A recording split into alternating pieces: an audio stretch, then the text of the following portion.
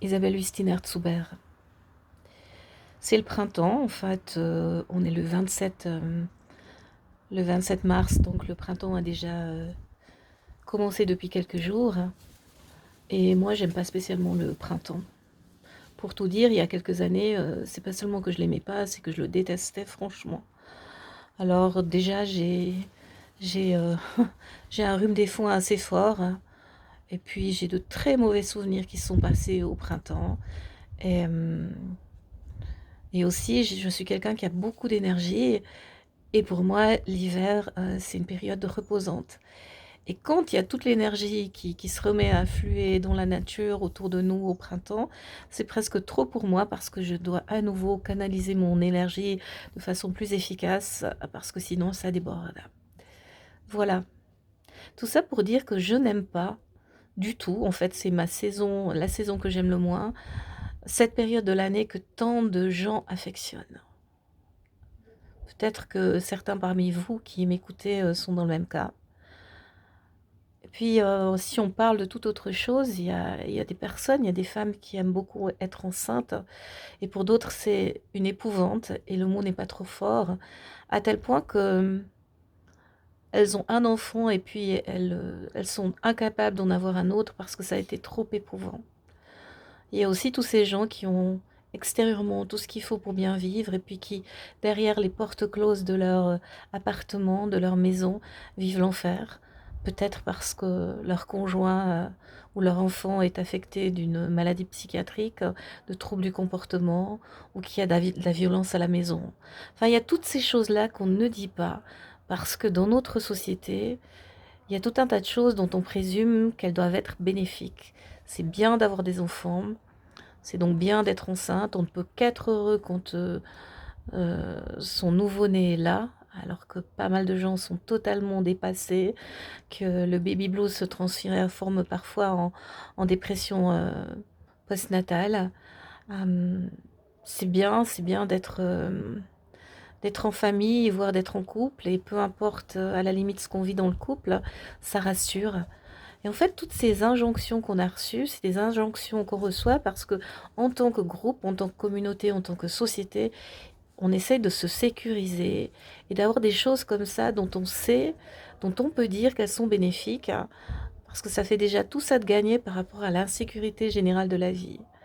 Seulement, malheureusement, quand c'est pas vrai, euh, les personnes, euh, les personnes qui vivent des choses difficiles, dont des situations dont on a déclaré pour différentes raisons que ça devait être des situations heureuses, eh ben, elles se retrouvent vraiment avec un sentiment d'échec, d'isolement, qui rend leur situation encore pire. Si je vous dis tout ça, c'est parce que je vais me mettre ce mardi. Alors j'aurais dû regarder la date avant de commencer cette vidéo. En passant, je vous dis que cette vidéo, je l'enregistre à l'extérieur et que donc peut-être qu'il y aura des bruits d'avion, ou des bruits de gens qui passent, ou des bruits de voitures, mais enfin c'est comme ça. Donc ce mardi, le dernier mardi du mois de mars, dont j'ignore la date en ce moment, de 19h à 21h, j'anime un espace d'écoute, de parole et de lien au restaurant L'Ermitage.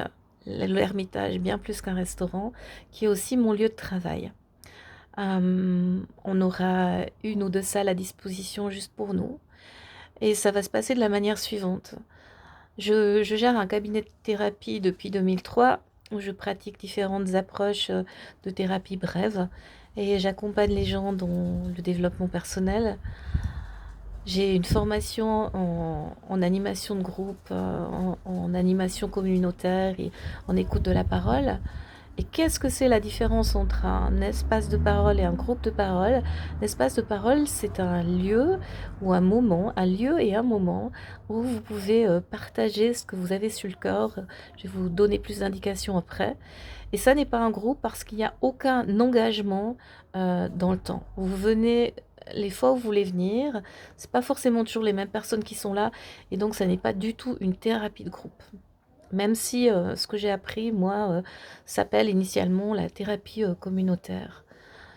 En fait, vous parlez si vous voulez seulement écouter, vous écoutez, Et c'est stupéfiant d'enseignement de partager comme ça avec les autres, d'entendre quelqu'un s'exprimer sur une difficulté qu'il a, de l'entendre se questionner, et puis après d'avoir d'autres personnes qui font écho avec d'autres difficultés pour savoir en fait comment eux ont fait pour s'en sortir. Et quand j'ai appris cette technique, ce mode d'intervention plutôt, d'intervention psychosociale comme on dit, ben, j'étais stupéfaite en allant dans des groupes de parole avec des personnes très âgées, excusez-moi d'avance de ce que je vais dire, avec des personnes très âgées qui avaient été très peu scolarisées et qui avaient des ressources énormes et qui proposaient des choses que aucun psy, aucun médecin ne proposera jamais s'il n'a pas vécu lui-même une situation analogue. Voilà, je vais tenter d'abréger parce que sinon ma vidéo ne pourra pas être diffusée partout où elle va être diffusée.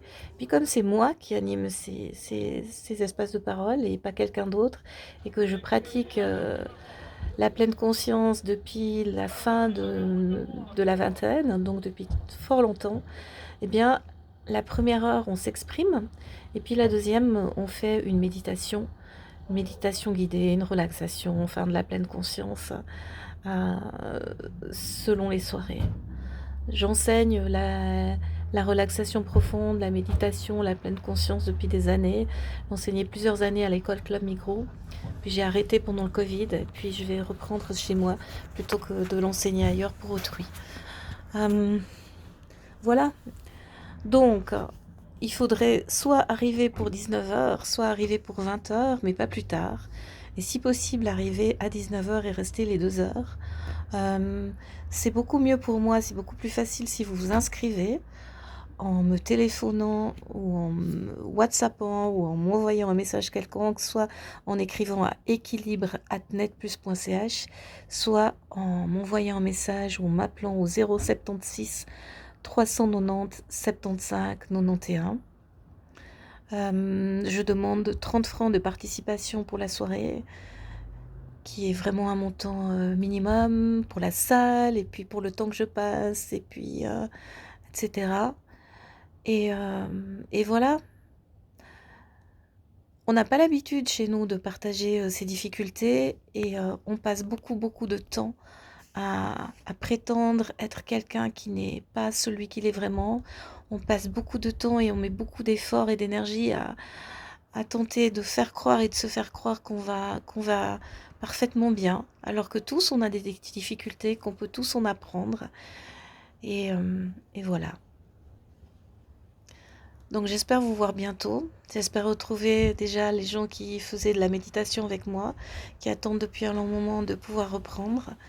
Et j'avais pas de lieu, et puis il y avait le Covid. Et je vous dis à bientôt.